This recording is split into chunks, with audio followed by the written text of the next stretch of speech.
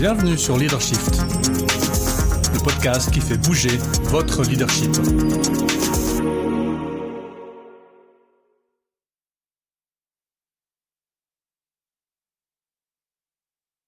Bonjour, c'est Vincent, bienvenue sur Leadershift. Aujourd'hui, j'ai le plaisir d'accueillir Emmanuel Auro. Salut. Salut Vincent. Emmanuel Auro est du métier des ressources humaines. Et puis, il a aussi l'avantage d'avoir fait un master dont il va nous expliquer les tenants, les aboutissants. Et c'est un master qui m'intéresse de près puisque c'est un master qui a trait à la formation continue, qui est mon premier métier, mon métier historique de consultant. Et donc, j'ai plein de questions. Je vais embêter Emmanuel pendant 20 minutes avec toutes mes questions. Mais d'abord, si tu veux bien, tu peux te présenter brièvement. Voilà, donc Emmanuel Auro. Donc moi, je viens du domaine spécifiquement des ressources humaines. Donc j'ai dans un premier temps travaillé à l'État de Neuchâtel au service de l'emploi. Après, rapidement, je suis passé dans le domaine du conseil en personnel dans une agence privée. Et puis après, j'ai basculé dans les ressources humaines, donc au sein d'une grosse entreprise industrielle de la région biennoise. En tant que spécialiste RH. Et puis après, j'ai travaillé 4 ans et demi comme responsable RH chez Nestlé à Orbe dans le domaine du café. Et puis ma dernière expérience, j'ai travaillé chez Val Fleurier, qui est en fait une entité du groupe Richemont en tant que directeur des ressources humaines pendant presque 7 ans. Voilà. Magnifique. Ça, alors, c'est le genre de parcours que moi j'aime bien entendre parce qu'il y a beaucoup d'expérience RH justement. Contrairement à moi, j'ai pas beaucoup d'expérience RH en tant que RH. Alors, je travaille avec beaucoup de RH, mais j'ai travaillé 6 ou 9 mois dans un département RH. Donc, du coup, c'est super intéressant. Et alors, ton travail de master, raconte-nous un peu. Alors, mon travail de master, ce que j'ai fait, c'est que j'ai travaillé sur l'analyse comparée des représentations de l'efficacité de formation continue de la part donc de collaborateurs, de dirigeants de PME et de grandes entreprises et de consultants formateurs. Donc ce que j'ai fait, c'est vraiment je suis parti déjà de la raison d'être de l'étude. Pour moi, il y avait 3 axes, c'était ma pratique professionnelle dans le domaine des ressources humaines, de ce que j'ai pu voir sur la partie de la formation continue de ce qui était fait dans les entreprises. L'axe, en fait, investissement qui est fait dans la formation continue en Suisse, où on voit que les entreprises investissent énormément dans le domaine de la formation continue en Suisse. Et puis, la partie évaluation de l'efficacité de formation, où, en fait, on se rend compte qu'il y a une grande majorité des entreprises, malheureusement, qui n'évaluent pas l'efficacité de la formation continue dans leurs entreprises. Et puis, il y a différents éléments à ça. Il y a certaines entreprises qui n'ont tout bonnement juste pas les compétences de le faire. Il y a d'autres entreprises qui ont un manque d'outils pour pouvoir le faire, et puis d'autres qui ne savent pas du tout comment entreprendre en fait les choses pour évaluer cette efficacité de formation. Or il y a pour moi déjà l'efficacité de formation, j'ai lu pas mal d'ouvrages en fait, et puis je retiendrai une définition qui pour moi tend à l'efficacité de la formation continue, c'est celle de Gérard, qui est sur trois axes. C'est l'efficacité pédagogique, c'est finalement le transfert, et puis c'est l'impact organisationnel. Juste peut-être pour préciser pour notre auditeur, ils sont pas très nombreux, non je plaisante, nos auditeurs que le deuxième axe qui est en fait le transfert, c'est les compétences qui sont mises en œuvre dans l'environnement professionnel. Ça, typiquement, vous pouvez imaginer, il y a Musolino qui vient donner une formation en communication, il vous bombarde d'outils de com pendant 3 jours, vous avez le cerveau qui va exploser, Et puis 2 semaines plus tard, il y a rien qui a changé parce que vous avez rien mis en place. Et ce transfert, moi, c'est une des premières choses quand j'ai fait mon brevet fédéral de formateur d'adultes. C'est un des premiers trucs qui m'a frappé parce que je m'en occupais pas du tout en fait. Au début, que je donnais mes formations en interne, moi, j'y allais, je donnais ma formation, les gens étaient contents, qui est un des axes. Est-ce que tu mets la satisfaction dans l'efficacité pédagogique ou pas finalement? La satisfaction des participants ou des participantes. Alors la satisfaction, ça c'est une très bonne question en fait.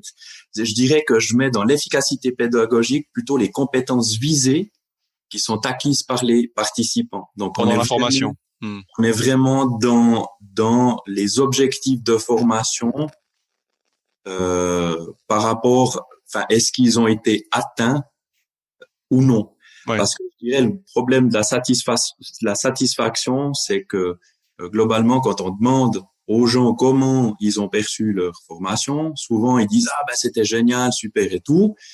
Et puis après, quand on pose la question, mais finalement, qu'est-ce que vous allez en prendre de cette formation et puis de déployer des éléments à leur place de travail, ben c'est souvent un grand silence. C'est marrant parce que nous, ils nous ont pas présenté le modèle de Gérard pendant pendant le brevet, ils nous ont présenté le modèle de Kirkpatrick, hein, que tu connais aussi. Alors, et le premier niveau de Kirkpatrick, ouais, parce que le premier niveau de Kirkpatrick, c'est la satisfaction des participants. Puis au début, comme j'étais en recherche de légitimité, à la fin de mes formations, je faisais toujours 2 évaluations. L'évaluation de la satisfaction et l'évaluation de l'atteinte des objectifs. C'est-à-dire qu'au début de la formation, je distribuais des objectifs pédagogiques, et puis à la fin, je les faisais évaluer sur une échelle de 1 à 4. Je disais, mais où est-ce que vous en êtes par rapport à ces... Tu sais pourquoi j'ai arrêté de le faire? Parce que j'avais des taux de satisfaction qui dépassaient 95%, ce qui est peu possible, c'est presque impossible. Pas parce que je suis bon, mais parce que les gens, comme tu l'as dit, étaient contents de l'animation, d'avoir été en groupe, d'avoir partagé un bon moment. Mais qu'est-ce que ça veut dire? On n'en sait pas grand-chose. Et puis numéro 2, l'atteinte des objectifs était au-delà de 80%. Parce que c'est de la déclaration de fin de formation. Les gens mélangent l'atteinte de l'objectif avec la satisfaction par rapport aux objectifs. Et donc, j'ai arrêté parce que j'ai l'impression que j'étais président de République bananière, quoi. J'étais élu automatiquement, quoi. Donc, je trouve intéressant que tu es focalisé, justement, ouais. Juste pour revenir là, Gérard, c'est une définition de l'efficacité de formation. Puis après, bien évidemment, que j'ai pris le modèle de Kirkpatrick. Ah, quand même, d'accord. 4 niveaux pour se dire finalement, ben, quand on évalue une formation continue, ben, on prend en fait ces 4 critères-là qui sont la réaction, ben, la satisfaction des gens, l'apprentissage, c'est qu'est-ce que les gens ont appris, le comportement qui est finalement ben, le transfert à la place de travail, et puis le dernier niveau qui est finalement ben, les résultats au niveau organisationnel, qui est l'impact en termes de gains opérationnels, en termes de gains financiers, mais en termes de gains au niveau des ressources humaines. Puis ce qu'on voit, ben, c'est que une grande majorité des entreprises ben, s'occupent des 2 premiers niveaux, mais quand on passe au niveau 3 ou au niveau 4, eh ben il y a de moins en moins d'entreprises qui le font. Et puis c'est pour ça que le modèle de Kirkpatrick, ben, qui date de 1959, hein, le premier modèle, c'est pas le plus récent de la Terre, qui a été revu en 2010, qui a été revu en 2011, et puis en 2011, il parle d'un modèle inversé. Et le modèle inversé de Kirkpatrick, c'est de dire la première question à se poser, c'est quel est mon gain, qu'est-ce que je veux atteindre au niveau de mon organisation, comment je vois après le transfert ben, des participants, et puis après ben, comment je vois en fait leur apprentissage. Et puis après, in fine, ben, finalement, s'ils sont satisfaits de la manière dont on a fait, ben, c'est super. C'est un bonus plus qu'autre chose. Exactement. Ouais, c'est intéressant. Du coup, donc tu nous l'as dit, tu as procédé par questionnaire, par entretien. D'ailleurs, on a fait l'entretien. Je crois que j'ai été interviewé en tant que troisième consultant. Ce que je trouve intéressant, c'est de comparer effectivement l'employé, le collaborateur, l'encadrement et les consultants. Je sais pas comment tu veux nous présenter les résultats que tu as obtenus. Alors, ce que je veux dire, c'est que j'ai utilisé, donc, bien évidemment, comme tu l'as dit, une méthodologie. Je suis parti par rapport à une étude qualitative, Mhm. avec des entretiens semi-directifs, et puis avec en fait des dirigeants, des collaborateurs et des consultants Mhm. formateurs. Et Mhm. après, j'ai fait un sondage par rapport à 18 critères de l'efficacité perçue, en sachant que c'était pas que des critères d'efficacité selon la définition de Gérard, mais qu'il y avait d'autres aspects qui ressortaient. Ce D'accord. qu'on peut dire euh, par rapport à l'étude qualitative de ce qui ressort des différents entretiens, c'est que les, les dirigeants, les consultants formateurs et les collaborateurs, le critère d'efficacité, c'est le transfert à la place de travail. Ça, c'est ce qui ressort comme élément numéro un. Après, il y avait en fait un autre aspect qui ressortait, mais qui ne fait pas partie de l'efficacité, mais c'est de l'efficacité perçue, c'est l'intention de transfert.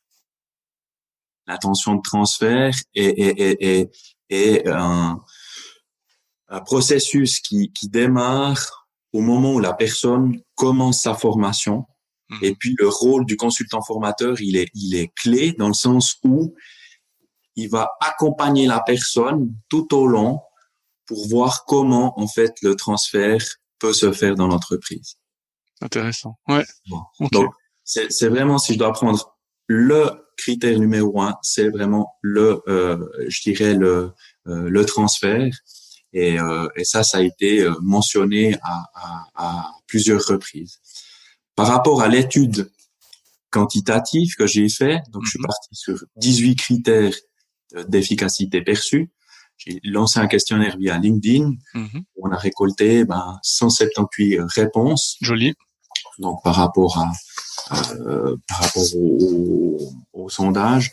Donc ce que j'ai comme pourcentage, c'est 45% de dirigeants qui ont Mhm. répondu, 35 de collaborateurs, puis un 20% de consultants formateurs. Ok. Sur le critère numéro un, c'est la mise en application des compétences à la place de travail qui ressort Mhm. comme élément premier. Si je prends toute catégorie confondue, le deuxième, c'est le partage des acquis à la place de travail avec d'autres Ah, collaborateurs. intéressant. Ouais. Après, c'est clairement l'augmentation de la performance à la place de travail. Ensuite de ça, c'est les gains opérationnels pour l'organisation. Et puis après, c'est comme cinquième critère, c'est la prise de conscience et le changement de regard porté sur son environnement de travail. C'est intéressant que finalement le gain opérationnel, ça soit le quatrième résultat, puis pas le premier finalement. Alors, alors, en effet, alors ça, c'est toute catégorie confondue. Hmm. Maintenant, quand je viens sur les collaborateurs, le critère qui ressort, c'est la mise en application. Bien sûr. Le deuxième, c'est le partage Mhm. des avec d'autres collaborateurs. Le troisième critère, c'est cette conscience qu'ont les gens, je vais en formation, mais ce que je veux, c'est finalement être plus performant à ma place de travail. Donc, Mhm. l'augmentation à la place de travail. Et le lien, après, comme quatrième critère, c'est le gain opérationnel.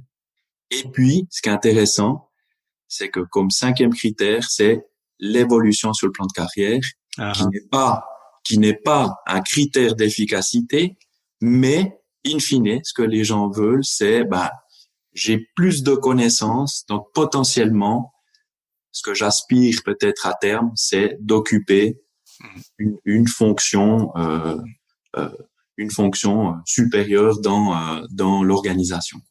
Et d'ailleurs, on le sait puisque les brevets fédéraux en particulier sont des brises carrières au sein des entreprises, puisque souvent les gens, quand ils ont un brevet, ils changent de boîte parce qu'ils ont obtenu, ils ont beaucoup de compétences, ils aimeraient faire beaucoup plus. Or, ils sont dans un carcan organisationnel qui les contraint, et donc ils veulent sortir de ça. Et donc souvent les gens, après l'obtention d'un brevet ou d'un diplôme supérieur, finissent par changer de boulot pour aller vendre leurs compétences nouvellement acquises ailleurs, quoi. Alors, ce que j'ai pas pris ce que j'ai vu comme formation continue, j'ai pas pris des formations Oui, certifiantes. ouais, Et c'est bien juste. évidemment que c'est souvent des organisations fêtières qui déterminent un cadre et qu'il est difficile de pouvoir le faire évoluer à part des réformes comme on a pu le constater, notamment avec l'évolution avant, où il y avait le brevet fédéral, maintenant il y a le certificat d'assistant RH, et puis le brevet, on voit des thèmes qui sont différents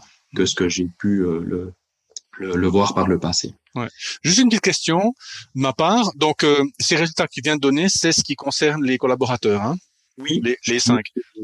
Sur les dirigeants, la vision, elle est plus ou moins la même que les collaborateurs. Donc, ce qu'on voit, c'est qu'ils ont une perception de l'efficacité qui est plus ou moins la même. Donc, le premier critère qui ressort, c'est cette mise en application des compétences à la place de travail. Le deuxième, le partage des acquis avec d'autres collaborateurs. Les gains opérationnels, non pas comme les collaborateurs où eux, c'est la performance, puis après les gains. Le dirigeant, c'est d'abord le gain, et puis après l'augmentation de la performance à la place de travail, et cette prise de conscience. D'accord. Ah, donc les 5 critères restent les mêmes, ils sont dans un autre ordre pour les 3 et 4, en fait. Et alors, les 4 premiers sont les mêmes, mais dans un ordre inverse. D'accord. Et puis les consultants formateurs? Alors, les résultats pour les consultants formateurs, donc qui, eux, sont les professionnels de la formation continue. Alors, premier critère, la mise en application des compétences en formation, donc dans l'environnement professionnel. Donc, c'est ce qui ressort, comme les autres, comme les collaborateurs et en fait les dirigeants. L'intention de transfert des acquis en formation, qui est le deuxième critère. Donc là, on voit tout l'accompagnement des consultants formateurs quand ils sont en formation pour accompagner le participant tout au long de la formation pour voir comment le transfert peut se faire dans les meilleures conditions possibles. Cette prise de conscience et le changement de regard porté sur son environnement de travail. Le quatrième critère qui est la co-construction des parties prenantes des objectifs de formation. Donc, on sent vraiment qu'il y a comme c'est les professionnels au niveau de la formation puis qui déterminent des cahiers des charges en amont de la formation et tout, qui souhaitent vraiment co-construire ces objectifs pour les accompagner au mieux, pour finalement donner du sens aux participants, de la cohérence, et puis de voir finalement quel est le gain qu'on attend au niveau individuel, mais quel est le gain aussi qu'on attend au niveau de l'organisation et de son impact. L'implication des managers dans le suivi des objectifs de formation. Donc, il y a vraiment ce souhait aussi d'impliquer les managers dans l'accompagnement des personnes formées. Ce qu'on voit, c'est trop souvent, des fois, les consultants formateurs jouent cette double casquette entre le consultant formateur et en fait le manager, et qu'à un moment donné, le passage de témoin il doit se faire pour que eux s'impliquent au mieux dans le transfert de leurs collaborateurs. Plus ils auront un environnement le plus idéal, le plus optimal possible, mieux le transfert se fera. Et puis qui est un critère ex aequo, c'est l'implication des collaborateurs en formation. Donc, on sent clairement que les consultants formateurs, ils veulent qu'il y ait vraiment une dynamique de groupe qui se crée, un partage, un échange sur les différentes pratiques, thématiques qui sont abordées. J'ai 2 questions que j'ai notées pendant que tu te présentais les résultats. J'ai noté 2 fois, que ça soit du point de vue du collaborateur ou du dirigeant, cette notion de partage des acquis de formation sur la place de travail, vraisemblablement par le collaborateur formé, c'est ça? Exactement. Et ça, c'est vachement intéressant. J'y avais pas pensé. J'y avais jamais pensé, finalement, de permettre à la personne qui s'est formée, c'est un peu de train the trainer, c'est de former ou d'aider à être formé. Donc finalement, peut-être que le consultant formateur pourrait proposer une prestation de transfert vis-à-vis de la personne pour l'aider à préparer, je sais pas, une petite séquence de formation ou préparer. Ok, c'est intéressant. Du coup, je dirais on peut le voir de différentes manières, c'est-à-dire des choses simples qui peuvent se faire. C'est peut-être des gens qui font peut-être à 8 heures une petite session formation, et puis qui disent voilà, il y a tel collaborateur de l'entreprise qui va nous présenter ce qu'il a pu voir à un moment donné, et puis libre à chaque personne d'y assister ou non, et ça permet finalement d'avoir une certaine émulation au niveau de l'entreprise, et puis de tendre finalement à essayer d'amener une culture apprenante dans l'entreprise, C'est ça. par ce partage et tout. Et encore et double avantage ou triple avantage, c'est qu'en plus de ça, la personne qui pendant la formation sait qu'elle va devoir expliquer certaines choses ou jouer certaines choses ou utiliser certains outils pour ses collègues, elle va être d'autant plus motivée à suivre, à s'impliquer, à poser des questions. Donc c'est vraiment génial. Un peu comme un peu comme un ambassadeur et tout. Exactement. Et puis ça permet aussi finalement d'être suivant quoi, d'avoir un rôle de mentor finalement. Exactement. Pour certains au niveau de l'entreprise. Ouais, c'est excellent ça. Ouais, super. Du coup, ça c'est une bonne idée pour les collègues concurrents. Hein. Faites ça comme je pense que c'est quelque chose. Puis je pense que c'est assez peu commun pour que ça attire aussi l'attention des RH en disant tu pourras nous le dire d'ailleurs. La deuxième question, c'est cette idée que j'appelle de mes vœux systématiquement, la co-construction des objectifs de formation. Moi, j'ai essayé. Les RH, des fois, elles me disent, mais vous voulez pas juste nous faire une formation, hein? On n'a pas envie de les déranger, les managers, ils ont pas le temps, vous savez. Puis c'est des gens occupés. Et puis, donc en fait, ça veut dire, je mets 5000 balles sur la table. Mais non, mais on va le faire. On va pas se préoccuper de savoir si les objectifs sont concrets, sont appliqués au collectif des gens. De ton expérience de RH, comment ça se fait ça? Ça vient d'où cette espèce de manque de co-construction des objectifs de formation? Déjà pour moi en fait, c'est que la formation, de ce que j'ai pu voir de mon expérience, elle est souvent c'est un remède à une problématique. Et puis on délègue ça finalement à des consultants formateurs, puis on se dit c'est eux qui ont la compétence, c'est eux qui vont venir, et puis finalement les gens vont suivre la formation et puis ça va bien se passer. Donc on leur fait confiance, et je dis à un moment donné, tant qu'on n'attend pas de résultat, on se dit ok, tu parlais avant de la satisfaction, on se disait ok, les gens, ils ont suivi une formation, le consultant formateur était sympa et tout, ouais, super, mais on se préoccupait pas finalement du transfert puis de l'impact. Et je dirais que aujourd'hui, les choses, la crise sanitaire qu'on voit, c'est qu'aujourd'hui, les dirigeants, de plus en plus, ils sont regardants sur finalement quel est l'impact, qu'est-ce qu'on veut réellement et tout.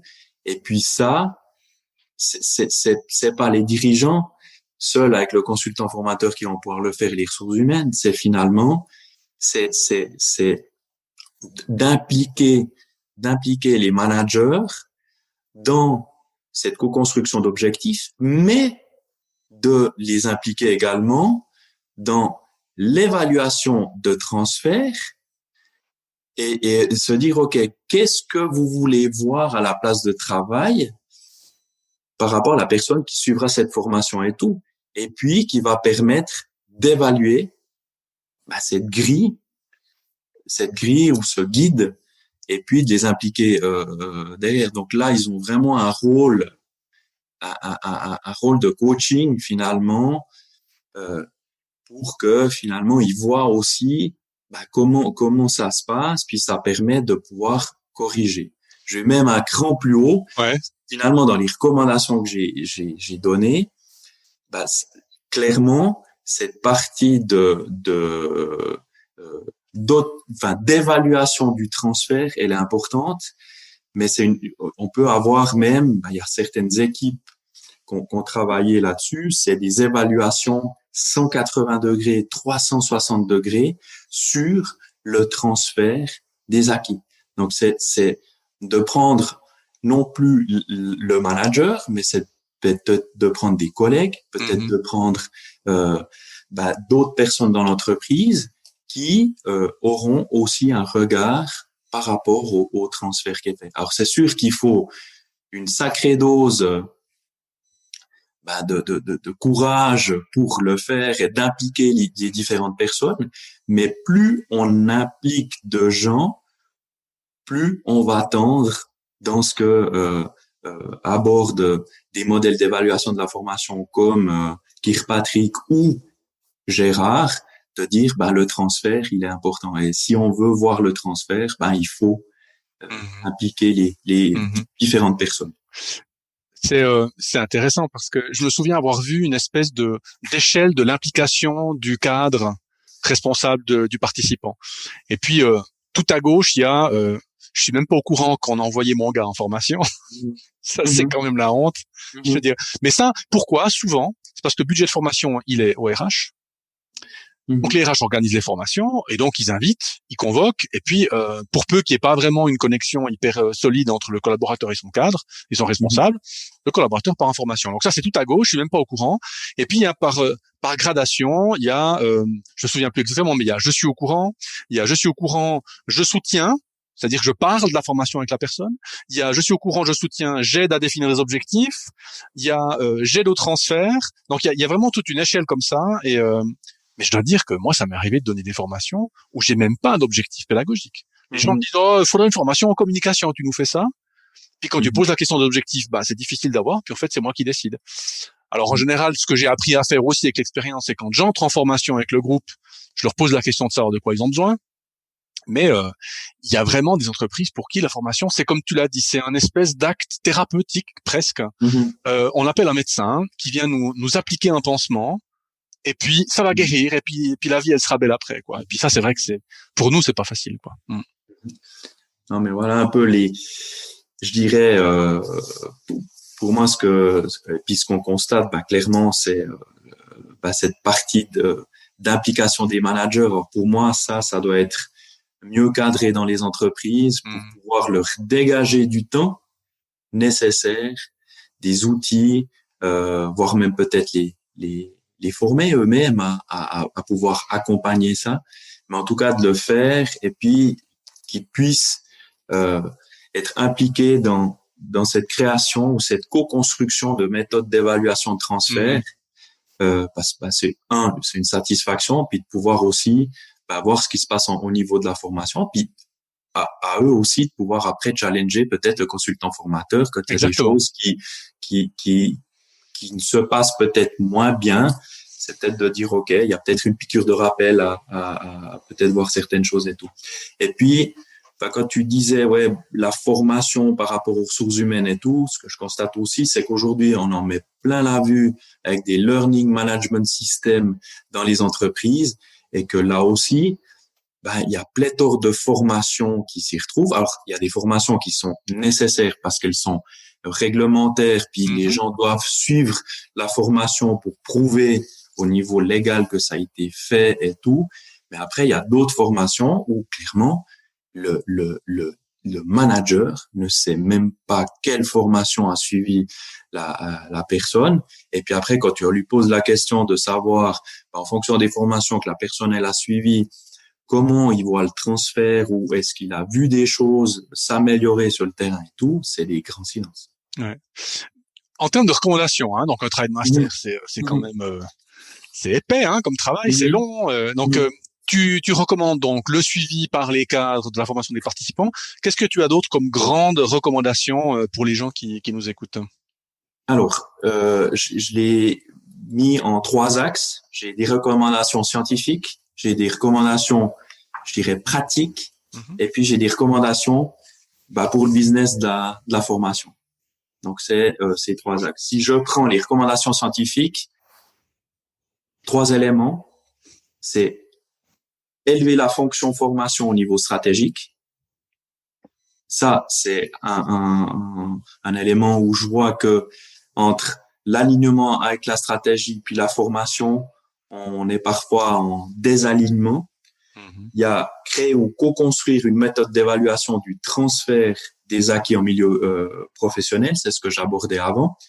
Et puis également, par rapport à ça, c'est peut-être de voir aussi de créer ou de co-construire une méthode d'évaluation de l'impact organisationnel. Dès le moment où j'ai des transferts, une évaluation une méthode d'évaluation du transfert, c'est après comment, in fine, je vois l'impact organisationnel. Ça, c'est les trois éléments qui se détachent.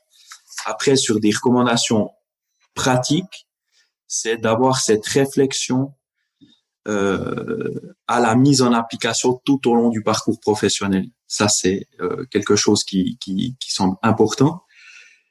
Le soutien du consultant formateur pour coacher le participant à cette intention de transfert, ça, je pense que c'est clé.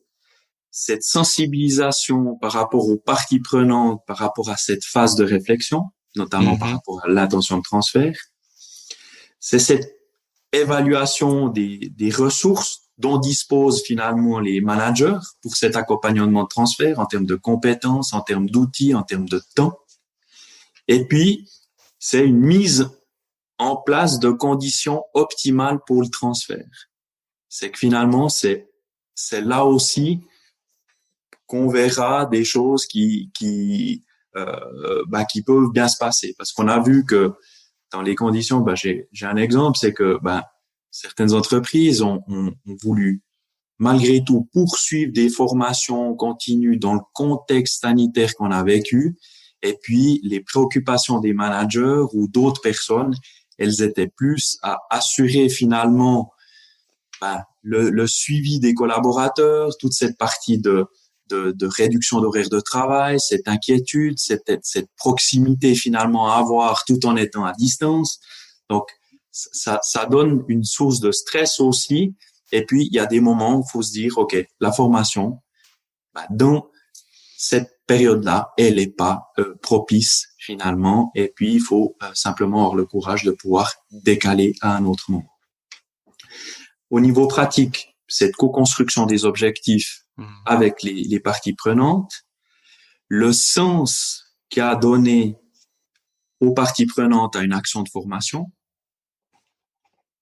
l'évaluation à la fin de la formation, ça paraît évident, mais après, c'est tout le traitement des données qu'on y fait derrière pour améliorer le processus. Et puis, c'est l'évaluation après quelques mois après la formation qui peut être finalement co-construite avec les parties prenantes et les managers. Et en fait, ce que j'évoque en dernier lieu, ce rôle d'apprenant, mais parfois un rôle de mentor aussi, comme on l'évoquait par rapport aux différentes formations. Puis quelques questions qui visent en fait à la réflexion. C'est quelle finalité, quelle utilité de la formation, qu'est-ce qu'on vise, que souhaitons-nous modifier ou améliorer par l'action de formation dans le quotidien professionnel. C'est comment la mise en application se traduit-elle sur le terrain. C'est comment le transfert est-il accompagné par les managers. Et puis, comment cette mise en application est-elle évaluée par l'entreprise, par les managers. Donc, voilà quelques questions qui peuvent être pour les dirigeants, les managers, mais également en fait les consultants formateurs qui eux sont les professionnels. Et puis comme dernier point de recommandation pour le business de la formation, c'est tout le coaching des participants à leur place de travail pour le transfert, post-formation. C'est qu'on voit aujourd'hui qu'il y a une tendance qui est plus marquée, c'est qu'il y a moins de présentiel qui est fait au niveau formation par rapport à ce blended learning. Et puis plus de temps qui est dégagé en coaching individuel à la place de travail. Et ça, je dirais, c'est des demandes qui sont régulières pour les collaborateurs d'une entreprise. Et puis, c'est l'évaluation 180 degrés du transfert des acquis avec des participants, collègues et supérieurs hiérarchiques, mais 360 qui peut être fait des acquis avec les participants, les collègues, les supérieurs hiérarchiques, les collaborateurs, des commanditaires, etc. Ouais. L'accompagnement des organisations dans la digitalisation par rapport à des plateformes LMS, là aussi à remettre peut-être un regard par rapport à l'efficacité, et puis toute cette réflexion autour du blended learning qui était déjà avant qu'on ait cette crise sanitaire, il y avait déjà des réflexions, mais elles se sont accélérées dans les différentes organisations. Ouais, c'est marrant parce que j'ai commencé à proposer cette année à certains de mes clients du coaching individuel pour les participants à mes formations, pour toutes les formations qui ont une composante personnelle importante. Par exemple, j'ai une formation au développement de l'assertivité. Effectivement, j'ai réduit la durée de la formation de 2 jours à 1 jour. Puis j'ai ajouté, je sais plus maintenant, 2 fois une demi-heure ou 2 fois 1 heure de coaching individuel. Et ça a marché super bien. En fait, les participants étaient super contents parce qu'en fait, du coup, le jour de formation sert plus à la préparation de la pâte. Mais la pizza, tu l'as fait pendant le coaching et pas parce que il y a une partie de remise en question, il y a une partie, puis il faut laisser le temps aux gens de réfléchir à ça pendant la journée qu'on fait. Alors évidemment, on fait des exercices, on fait des jeux de rôle, etc. Mais j'ai vu que vraiment les déclenchements, les changements se sont plutôt faits pendant le coaching individuel en fait. Et les gens étaient très très contents de pouvoir bénéficier d'un apport individuel pour ce genre de formation. Donc c'est marrant parce que ça ressort du coup dans ton étude. Alors là, on a le chercheur, on a l'analyste, la personne qui a étudié ça. Maintenant, quel lien tu fais avec si maintenant tu t'imagines que tu te parles à toi-même, puis que maintenant t'as le DRH qui entend ça, le DRH il en pense quoi lui? Ce qu'il en pense, c'est que forcément j'ai travaillé sur les représentations de l'efficacité. Donc du coup, ma représentation de l'efficacité, elle a changé. Donc, finalement, quand j'ai ma représentation qui change, mes pratiques vont changer. Donc, ce que je veux dire, c'est que je verrai plus la formation comme un remède, mais je verrai la formation comme finalement je dirais une sensibilisation, de se dire, ce qui est important, c'est quel est l'impact au sein de l'organisation qu'on veut, et puis après, c'est comment on voit le transfert finalement des compétences à la place de travail. Et puis c'est vraiment ce questionnement avec les parties prenantes sur, en tout cas ces deux aspects qui pour moi sont clés. Bien évidemment, après il y a l'aspect l'efficacité pédagogique, comme on y revenait. Après là c'est finalement de se mettre autour de la table avec le consultant formateur, de se dire OK, là ce qu'on voit nous au niveau de l'impact, ce qu'on veut atteindre c'est ça, le transfert ce qu'on voit c'est ça, et puis finalement quel est l'apport au niveau pédagogique pour pouvoir atteindre les aspects qu'on a peut-être définis. Alors il y a peut-être des choses qui vont être corrigées ou adaptées, mais il y a vraiment une collaboration qui est faite très étroite et puis qui ne laissera pas planer de doute lorsque le consultant formateur et l'entreprise ouvrent la première session de formation, et puis elle sent vraiment qu'il y a un travail en profondeur qui a été fait. Ouais. Alors en même temps, j'entends tes recommandations. Alors imagine, tu as le dirigeant de PME qui écoute le podcast, alors il prend note. Alors déjà il y a 15 recommandations, alors il note les 15. Puis après il dit bon, maintenant je vais compter le temps que ça va me prendre ça. Et puis là il commence à avoir mal à la tête parce que il faut faire des systèmes d'évaluation, il faut impliquer les managers qui sont souvent d'ailleurs des managers de ligne à qui on a dit bon t'es vachement bon dans ce que tu fais. Tiens, en plus de ça, on va te rajouter l'équipe, tu t'occupes de l'équipe un peu comme ça. Donc la plupart des boîtes, elles ont aucune structure pour prendre ça en compte, quoi. Du coup, nous, on leur propose quoi alors? Mais ce qu'il faut, c'est ce que je leur proposerais, c'est déjà de partir avec une formation, puis de se dire, on essaye par rapport à une formation de peut-être déjà travailler sur le transfert et sur des aspects de gain opérationnel. Et puis de voir déjà là, de voir après comment en fait on construit en fait un système de formation, un processus. Et un processus, c'est de partir d'une formation, ou peut-être de reprendre, de ressortir dans les tiroirs où certaines qui ont pris beaucoup de poussière, puis on s'est dit ah non mais je veux pas la reprendre et tout. C'est peut-être de prendre une qui a moins bien marché et puis de se dire ok je vais peut-être retravailler là-dessus parce que ça vaut la peine peut-être de faire certaines choses. Et puis il faut pas l'oublier par rapport à je dirais certains dirigeants de PME et tout. Je pense que certains ont été bluffés du temps que certains collaborateurs ont pu s'adapter finalement à cette crise sanitaire et tout. En fait, il faut pas qu'on se mette de barrière, mais de se dire, ben, il y a un capital dans l'entreprise, humain et tout. Et puis parfois, on est étonné de la puissance que peut avoir en fait toutes ces compétences qu'on a dans l'entreprise mobilisées et tout. Et puis ça peut être intéressant.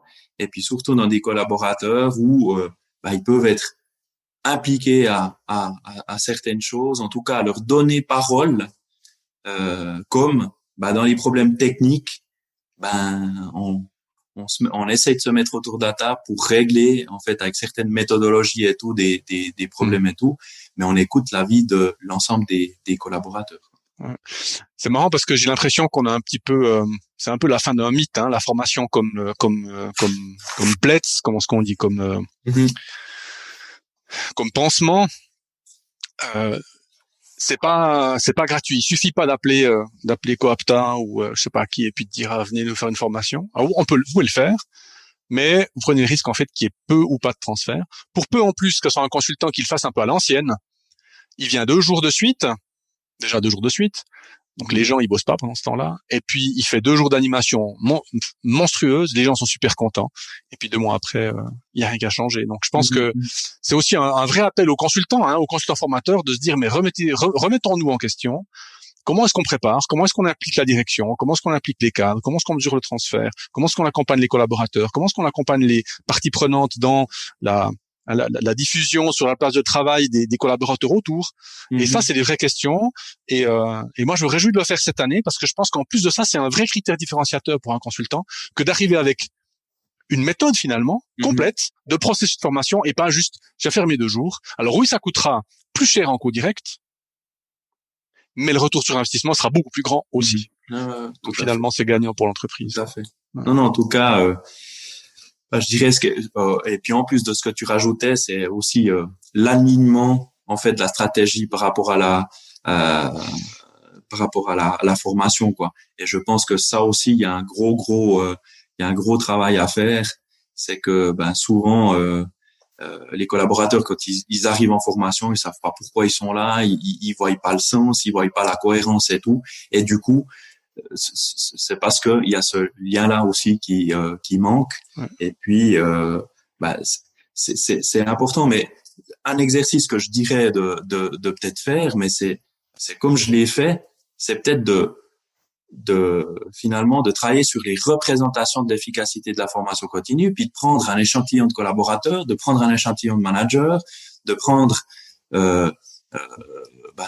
peut-être l'avis du dirigeant ou des dirigeants, et puis de travailler là-dessus. Et puis de dire déjà l'efficacité pour certaines personnes, c'est ça, et puis après, comment finalement je tends à cette efficacité. Parce qu'aujourd'hui, on nous demande d'aller toujours plus vite, avec moins de personnes, de pouvoir être des concurrentiels et tout. Et puis, à un moment donné, il faut faire attention parce que à force d'aller vite, on en oublie que il y a des personnes qui ont besoin aussi d'asseoir à un moment donné certaines compétences et tout parce que elles ont pas peut-être par le passé acquis certaines choses. Et puis là aussi, par rapport à certains dirigeants de PME, ils ont pu voir aussi, c'est qu'à un moment donné, il y a eu moins de personnes parce que la crise sanitaire nous a dit moins de personnes qui peuvent être sur place et tout. Et puis on s'est rendu compte aussi de la différence d'un collaborateur à un autre parce que certains étaient extrêmement bien formés avec des bonnes compétences et tout, puis d'autres, il y avait certaines lacunes et puis ça a créé aussi des systèmes un peu bancaux parce que il manquait parfois la compétence par rapport à une problématique donnée, puis il a fallu attendre quelques heures ou quelques jours peut-être avant qu'il y ait un autre collaborateur qui puisse venir, quoi. Ouais. Donc vraiment, je dirais ce qui est important en tout cas de tout ce travail, en tout cas ça m'a permis de tout ce travail réflexif autour de ma représentation de l'efficacité, puis également par rapport à ma pratique professionnelle. Puis j'ai terminé en fait mon travail de master avec juste une citation qui peut faire réfléchir certaines personnes, c'est: tout le monde s'accorde à dire que la formation ne peut pas faire de mal. On lui demande à présent de prouver qu'elle fait du bien. Voilà. Parfait. Ah, ça, c'est une belle conclusion. Elle me plaît bien. Je la note, celle-là. Du coup, on va terminer cet entretien par la question que je pose à mes invités, à laquelle je réponds aussi après. 2 choses que tu ne comprends pas. Alors, 2 choses que je comprends pas. Alors, la première, c'est comment expliquer que les entreprises ne mesurent pas suffisamment l'efficacité de la formation continue. Mm-hmm. Et puis, l'autre, c'est comment expliquer que les entreprises n'impliquent pas suffisamment les managers dans l'accompagnement du transfert. Ouais. Ouais, alors tu m'as piqué une des 2 miennes. C'est ta deuxième. Pour moi, c'est la même chose. C'est comment est-ce que moi, je suis responsable d'une équipe. J'ai 8 personnes dans mon équipe. Comment est-ce que je peux laisser partir quelqu'un en formation sans pouvoir mettre mon grain de sel, sans pouvoir dire ah ben qu'est-ce que tu vas faire, qu'est-ce que tu vas apprendre, pourquoi tu y vas. Enfin, ça me paraît c'est peu compréhensible pour moi.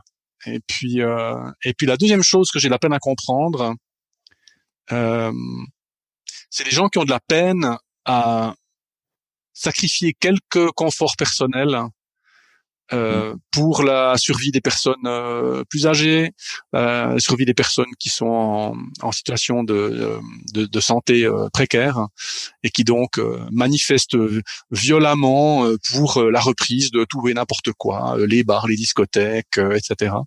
Alors qu'on a encore beaucoup de gens qui sont à risque. Donc ça, c'est une chose qui j'ai de la peine à comprendre. Mm-hmm. Voilà, merci beaucoup Emmanuel pour ton entretien. De rien, merci. Pour tes apports. Mm-hmm. Pour nous, chers auditeurs, on se voit la semaine prochaine pour un nouvel épisode. À la semaine prochaine. Ciao.